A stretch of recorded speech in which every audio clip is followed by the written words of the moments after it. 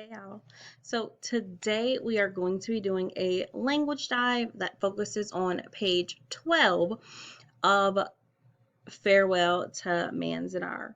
Now, the sentence that we're focusing on is the secondhand dealers have been prowling around for weeks like wolves, offering humiliating prices for goods and furniture they knew many of us would have to sell sooner or later.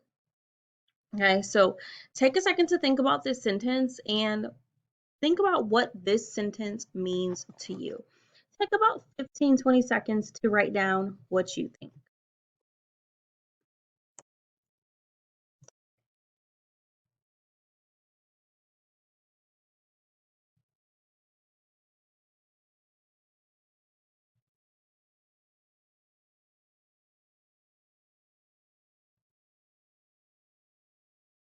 Okay, so let's look at the first chunk. Our first chunk says the second hand dealer. So, what do you think secondhand dealers do? Can you give an example? So, if I'm thinking second hand, and then a dealer. Know that a dealer sells something. So I'm thinking that secondhand dealers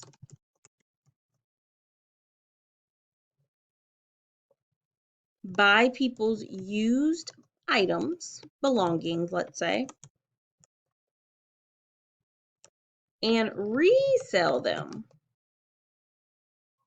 to someone else. And anything can be resold.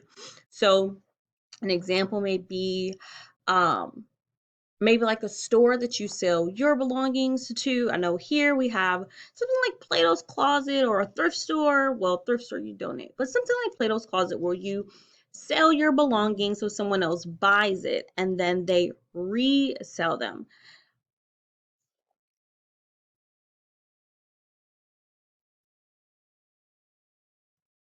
So our second chunk is have been prowling around for weeks like wolves. Hmm, there's a simile in here. Can you take a second to find the simile in this chunk?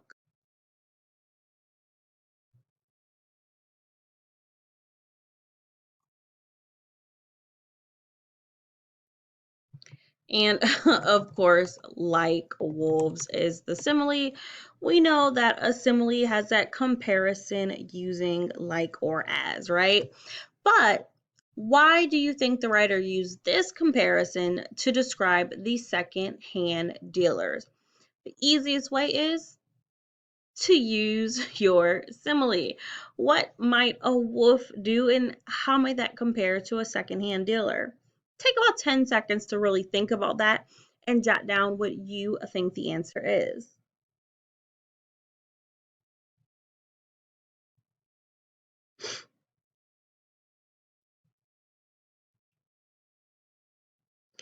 All right, guys. So wolves are known to circle their prey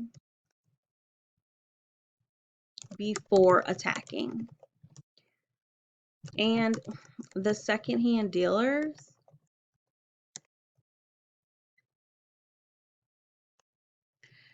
were the same. They were nearby and waiting to buy the Japanese American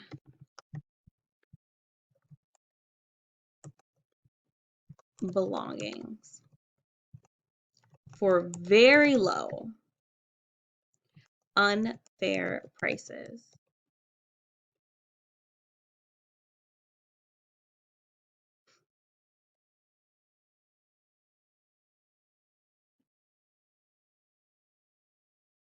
So now we have another thing. The phrase like wolves, which is our simile, how does that help us to figure out what the meaning of prowling around is?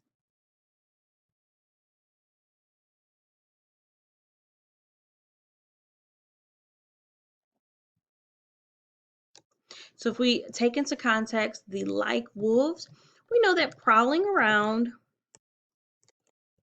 is something that wolves do.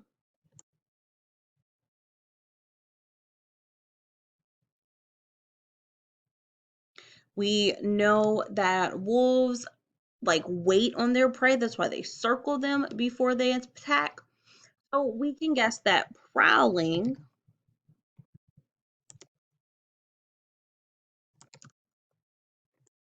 might mean that someone is waiting to attack.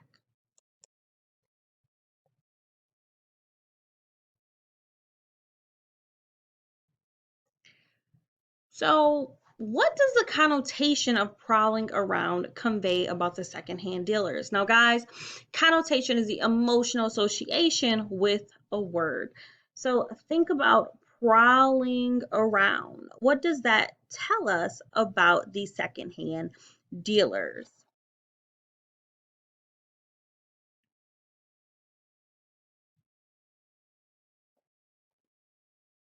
Okay, so it tells us that they are waiting around for an opportunity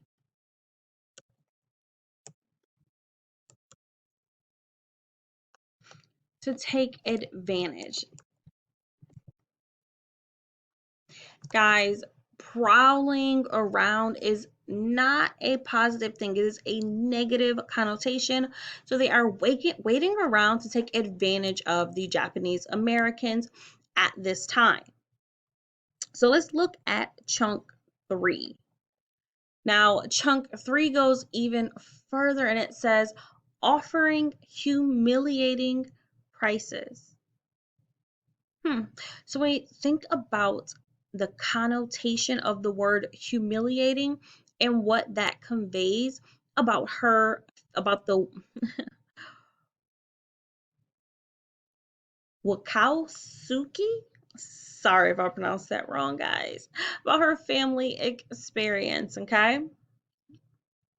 So we know that humiliating is a strong connotation. It's more than just being embarrassed, right? So it tells us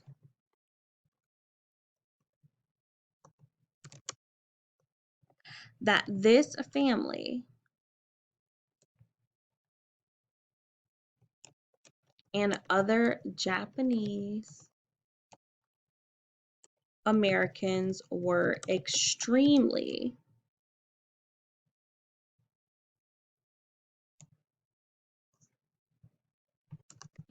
ashamed and super embarrassed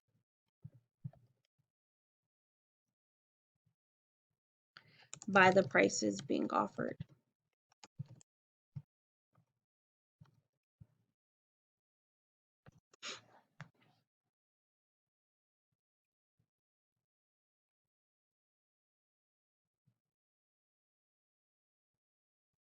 And so when we think about um, the term offering, right? It's a function, but is it a noun, a verb, an adjective, or an adverb? Offering humiliating prices.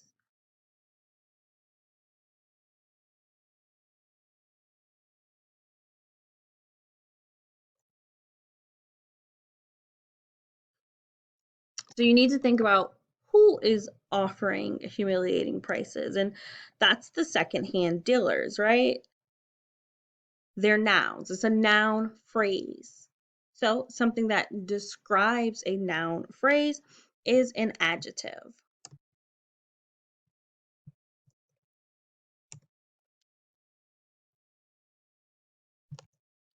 And once again, we know this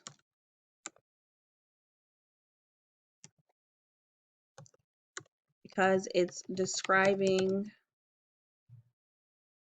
the noun phrase secondhand dealers.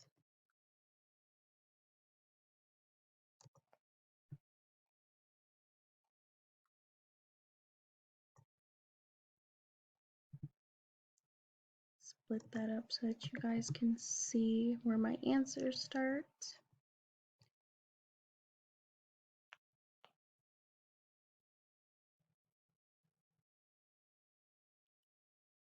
So please keep in mind that when we talk about phrases and functions of words, we are talking about parts of speech. Now, our next chunk, for goods and furniture, they knew many of us would have to sell sooner or later. So the concept of someone being able to prowl around and to wait for you to sell something, that means you're going to have to sell it eventually. And this is something that they know. So why did Jan and her family need to sell their household goods and furniture?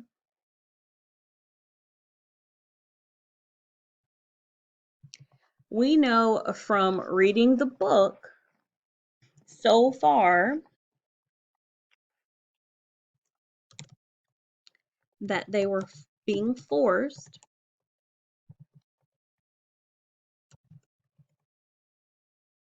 to relocate farther away from the naval base by the US government. Okay? So this sentence may have been different if or this chunk, sorry, may have been different if the authors had used a conditional verb like might or could, right? Because the concepts might or could express possibility, but not certainty, right? It might happen, it could happen. That's not 100%, but that term wasn't used. So take a second to think about, how do you think Jan and her family felt knowing that they would have no choice but to sell their belongings?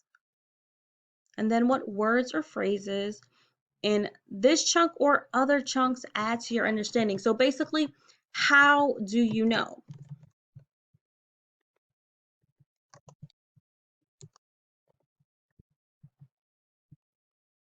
And take a second to answer this. Once you have your answer, just jot it down. I'm going to give you about 10 seconds, but if you need more time, pause the video.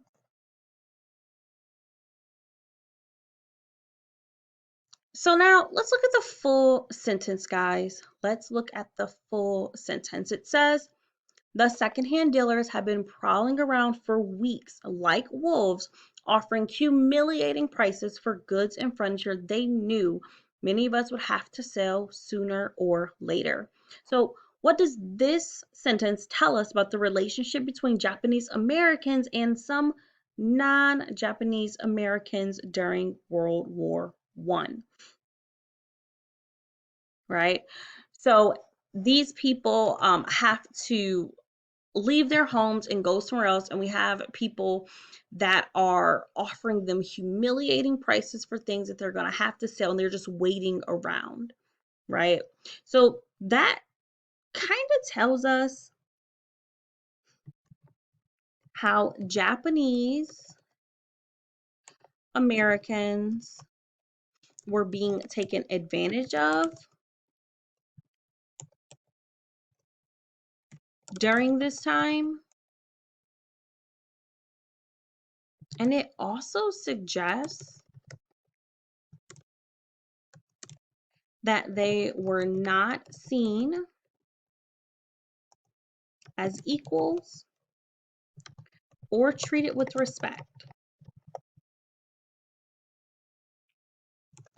by those outside their community. Now, to some, that might sound like a stretch. However, if you think about it, they have to completely leave. And instead of someone saying, I'll offer you a fair deal or anything, no, they're circling around and they're prowling, waiting to take advantage. And so maybe they don't see anything